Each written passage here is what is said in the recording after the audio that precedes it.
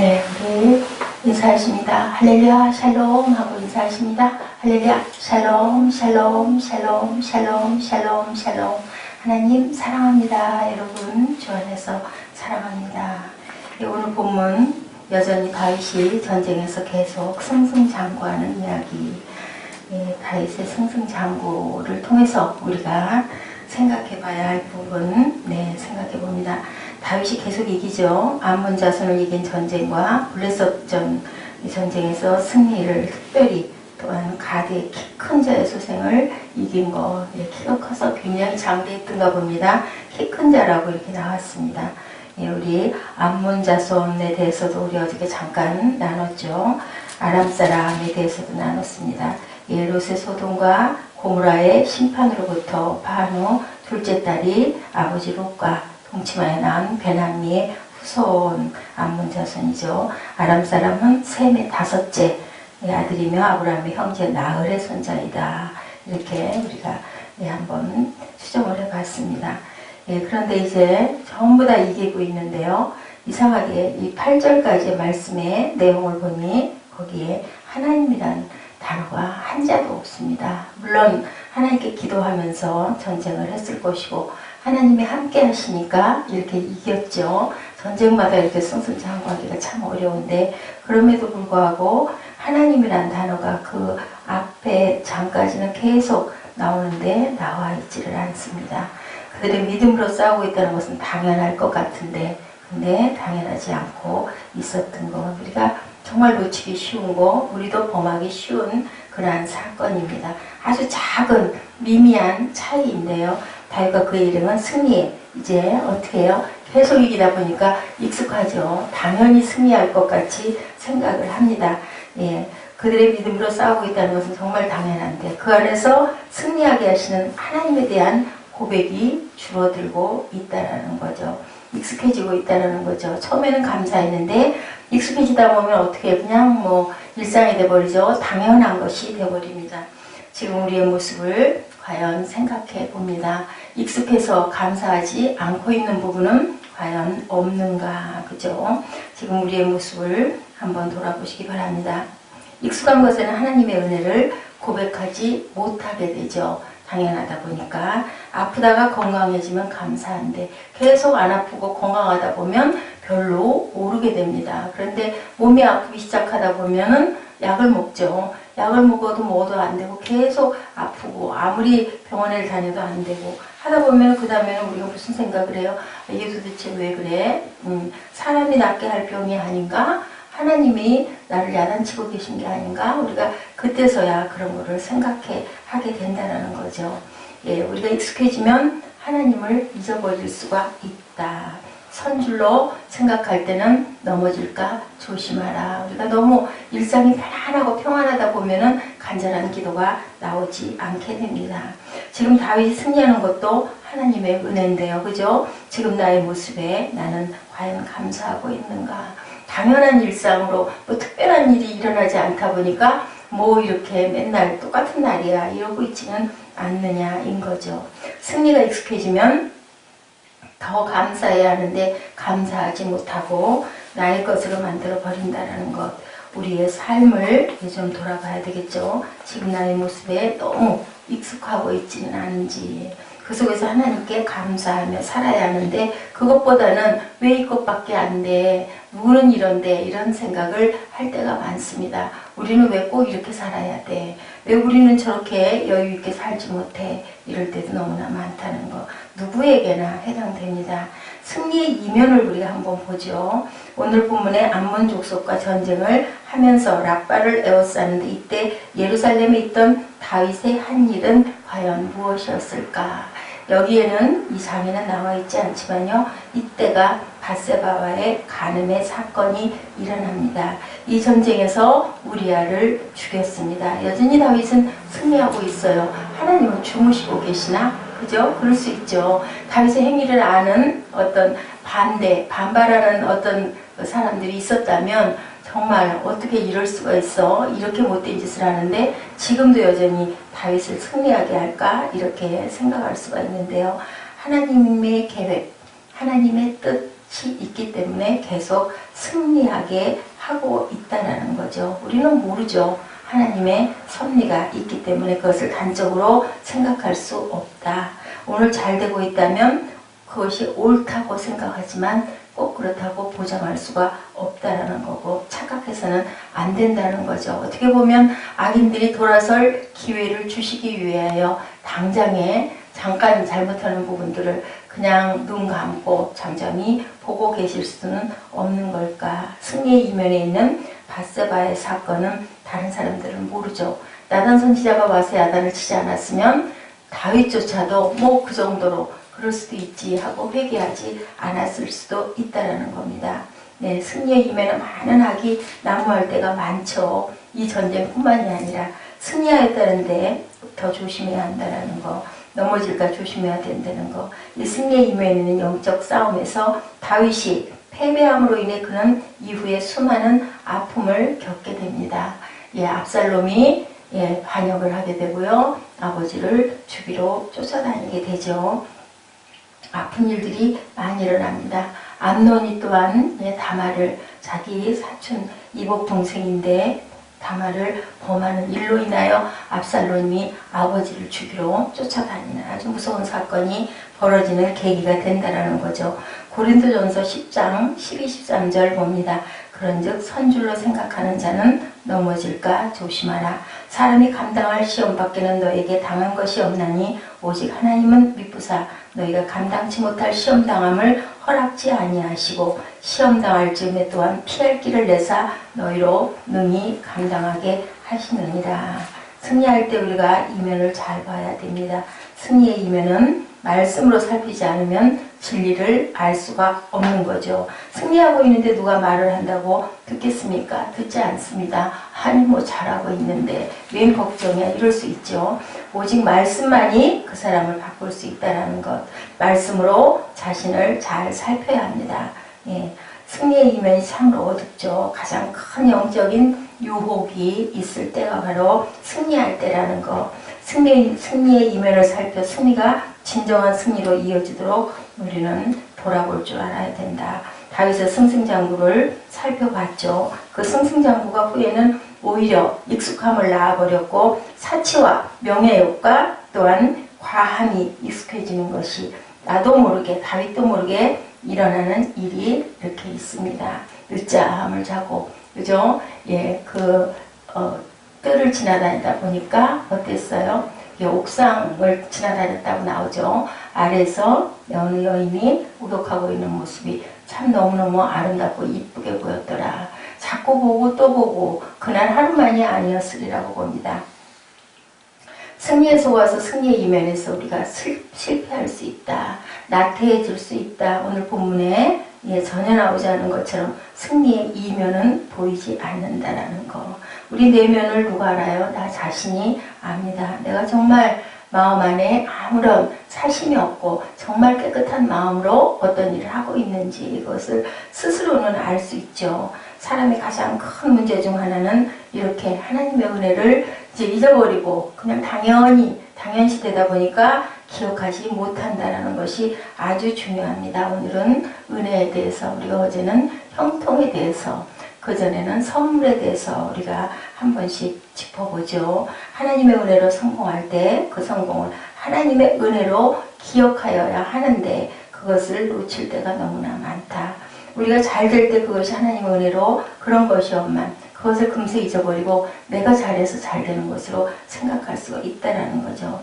우리가 성공의 시기에 대해서 봅니다. 이 해가 돌아와 왕들의 출전할 때가 되매 1절에 있죠. 요압이 그 군대를 거느리고 나가 암몬 자손의 땅을 회파하고 가 랍바를 내어싸고 다윗은 예루살렘에 그대로 있더니 요압이 랍바를 쳐 함락시키매 다윗의 장군 요압이 랍바에 가서 랍바를 쳐 함락시켰어요. 그 당시에 세력이 큰 나라였다고 합니다. 랍바는. 그러게 그 나라의 왕의 왕관이 금 무게만 34kg, 우리 금 한 돈 3.16이던가요? 그렇습니다. 근데 34kg였습니다. 그러면은 뭐 한 양이라고 하는 게 3.4니까 34 그러니까 3.4g, 3.16g이니까 이거는 킬로그램이니까 그죠? 근으로 하면 9,000근이 된다고 합니다. 라빠를 함락시키는 일이 수월하게 이렇게 성공합니다. 예, 성공을 시키는 일들이 너무너무 잘 풀리죠. 그러다 보니까 우리 마음에 뭐가 생겨요? 자만도 생기고 욕심도 생기고 또한 뭐라 그래요? 우리 그 정도 그까짓 것쯤이야 이렇게 되죠. 그리고 마음이 느슨해지게 됩니다. 그래서 모두 다 전쟁을 내보내고 예, 다윗은 늦잠을 자고 일어나가지고 예, 그 성전의 옥상에 올라가가지고 뜰을 밟다가 그만 다윗을 보게 되고 욕심을 부리게 되고 우리아가 30장군 중에 하나였어요. 엄청나게 예, 그 왕을 받들고 아주 충성을 했던 그런 사람 무역대상에 보면 나와 있습니다. 그런데 그 사람을 전쟁에 내보내고 맨 앞선에 내보내고 죽이라고 아주 그 사람만 공격을 하라고 공격하게 하라고 그렇게 작전을 짜서 다윗이 문서를 보내는 내용이 나와 있어요. 성공의 시기가 오히려 곤욕의 시기로 이어질 수 있다는 것을 우리가 생각해야 되고 하나님의 은혜임을 우리가 철저히 우리가 살아있는 것이 우리가 사는 것이 아니고 하나님의 나를 보호하셔서 내가 이만큼 살 수 있다는 것을 기억해야 된다. 8절에 가드 장대한 자의 소생이라도 다윗의 손과 그 신복의 손에 다 죽었더라. 장대하다라는 거 우리가 기억해야 됩니다. 얼마나 크고 길고 아주 힘이 셌겠습니까? 네, 다윗은 이렇게 승리합니다. 분명히 축복인데 승리의 시기에 있는 다윗은 이 시기에 더욱 조심하고 두려워했어야 하고 그리고 하나님의 은혜를 생각할 줄 알았어야 한다는 거죠. 은혜임을 기억하는 사람은 거저 받았으니 거저 주는 것이 예, 맞다라는 것을 아는 사람. 그러니 성공은 사실 그것 때문에 외적인 것을 얻기보다는 베풀므로 그죠? 마음이 더 풍성해진 것을 얻는 것이 가장 좋다. 예, 우리가 성공하는 그것만 예, 전에 누가 그런 얘기 했던 기억이 나요. 나는 그저 그것만 나머지는 다 돌려주겠다라는 마음을 가져야 된다는 거죠. 세상적 성공으로 인해 믿음적으로는 퇴보하는 사람의 비율이 훨씬 더 많다. 우리는 세상으로서의 성공을 바라고 있지는 않은지 남아는 세상의 성공이 믿음의 성공도 나을 것이라는 거짓된 확신에서 우리가 벗어나야 된다. 우리 마음 안에는 다 죄성이 있어요. 욕심이 있어요. 그러다 보니까 누구도 장담할 수가 없죠. 워싱턴 DC 링컨 기념관 광장에 한국 전쟁 참전용사 기념비가 있고 언덕을 향해 굳건하게 올라가는 늠름한 모습의 군인 동상 수십 개가 세워져 있다고 합니다. 그들의 얼굴을 보면요 끝까지 가리라는 용기와 함께 두려움이 서려 있는 모습이 그대로 나타나 있다고 그래요. 언덕 위로 오르면 어떤 싸움이 기다리고 있을지 아무도 모르지. 얼마나 두렵겠어요. 나와 피를 나눈 사람도 아니고 얼굴도 모르는 알지도 못하는 그때 우리나라가 뭐 그렇게 알려져 있겠습니까? 유엔에서 돕다 보니까 그냥 거기에 나오게 된 거죠. 그죠? 예, 집을 떠나고 사랑하는 아내를 떠나고 아이들을 떠나서 그 먼 나라에 와서 전쟁을 하는 거죠. 예. 한국 전쟁에 참전했던 나라들이 쭉 대리석으로 만든 벽에 기록이 돼 있다고 해요. 언덕 위로 올라가면요 한 숫자가 눈에 들어오는데요. 54,246이라는 숫자가 기록되어 있습니다. 한국 전쟁에 참전했다가 사망한 미군의 숫자입니다. 옆 비석에는 이런 문장이 적혀 있다고 그래요. 네, Freedom is not free. 자유는 공짜가 아니다. 예, 우리 블로그에 제가 발췌를 해서 올려놨습니다. 자유는 거저 주어지는 것이 아니죠. 어떻게 해요? 엄청난 대가를. 그 엄청난 대가를 우리가 갚을 수가 없어서 하나님께서 어떻게 주셨어요? 거저 주신 은혜이지 그것이 값싼 것이 아니라는 거 우리가 수십 번, 수백 번, 수천 번 그죠? 항상 예배 때마다 거의 말씀을 하죠. 하지만 우리는 그냥 그러려니 눈에 보이지 않는 구원, 눈에 보이지 않는 은혜이다 보니까 그냥 그러려니 구태의원에 있을 때가 얼마나 많은지 모릅니다. 그 기념비를 보면서 예수님의 주신 은혜에서는 그 자유, 진리 안에서 너희가 자유하리라 라는 말씀이 생각이 났어요. 예수님을 믿는 사람은 구원을 받죠. 그 구원은 누구의 피값인가, 물과 피를 한 방울도 남기지 않게 다 쏟아버린 주님, 누구에게 순종해서 아버지에게 순종을 해서 그리고 다 이뤘다 하고 돌아가셨죠. 우리에게 거저 주어진 은혜지만 결코 값싼 것이 아니라는 것, 그 은혜를 알아야 되는데 다윗도 그만 깜빡했어요. 그죠? 합한 자라고 이름을 받았던 아주 귀하게 하나님이 너무 사랑하셨던 다윗도, 그죠? 우리가 하나님과 함께 일하는 자로 너희를 권하노니 하나님의 은혜를 헛되이 받지 말라. 고린도후서 6장 1절입니다. 오직 우리 구주 예수 그리스도의 은혜와 저를 아는 지식에서 자라가라. 영광이 이제와 영원한 날까지 저에게 있을지어다. 베드로서 사도가 3장 18절에, 베드로 후서 3장 18절에 이렇게 말합니다. 철의 여인으로 불리는 마가렛 대처, 아시죠? 교육부 장관으로 정치활동을 시작해서 나중에는 여성으로 수상이 됐습니다. 처음 그때 당시에 영국의 여성 장관도 처음, 수상의 자리도 처음이었다고 합니다. 많은 정치인들을 만나 개인적으로 협력을 구해야 되고 할 일이 얼마나 많았겠습니까? 그런데요, 이 대처 수상은요, 자기 집안의 대도사를 그렇게 열심히 챙겼다고 그래요. 그리고 사람들을 그렇게 만났다고 그래요. 경조사의 작은 일에까지 언제나 빠지지를 않아서 측근들이 염려를 했다고 합니다. 그런 작은 일까지 수상님 참석했다가는 큰 일에 몰두하실 수가 없습니다. 그런 작은 일들은 아랫사람들에게 맡기시죠 라고 얘기를 했더니 대처 수상이 대답했다고 합니다. 나는 수상이고 성공한 정치인인 것도 맞습니다. 하지만 내 가족과 이웃과 같은 나의 지지자들이 없었다면 나는 절대로 성공할 수가 없었을 것입니다. 그렇기 때문에 그들의 기쁨과 슬픔에 함께 참여하는 것은 결코 작은 일이 아닙니다. 이렇게 대답을 했대요. 영국의 작은 시골의 구멍가게 집안의 둘째 딸로 태어난 대처가 성공할 수 있었던 것은 초창기에 그를 지지해준 주민들을 잊지 않고 챙기고 기억하고 그리고 그들을 섬겼던 그 귀한 그 사랑의 마음에서 시작이 되었다.